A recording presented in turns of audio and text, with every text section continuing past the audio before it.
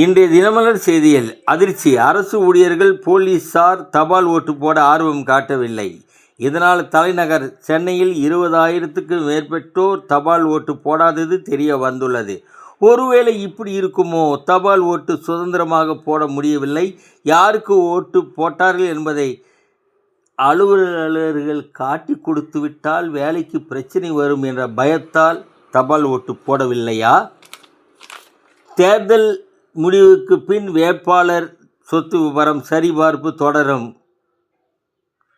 வருமான வரித்துறை சென்னை உயர்நீதிமன்றத்தில் தகவல். சாத்தான்குளம் தந்தை மகன் கொலை வழக்கு விவகாரம். 9 போலீசாருக்கு தூக்கு தண்டனை மேல்முறையீடு செய்ய அவகாசம் அளித்து உயர்நீதிமன்ற மதுரை கிளை உத்தரவிட்டது. சட்டத்தின் ஓட்டையில் 9 போலீசார் தப்பி விடுவார்களா? அந்த பாதிக்கப்பட்ட குடும்பம். சிங்கமுனையில் 10 வயதிற்குட்பட்ட 5 சிறுமியை பலாத்காரம் செய்த காமுகன் சந்திரனுக்கு 5 மரண தண்டனை விதித்து சிவகங்கை போக்சோ சிறப்பு நீதிமன்றம் தீர்ப்பு அளித்துள்ளது.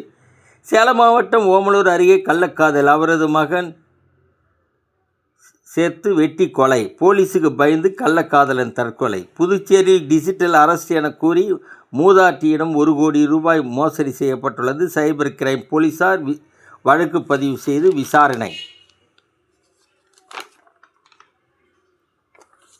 வணக்கம்.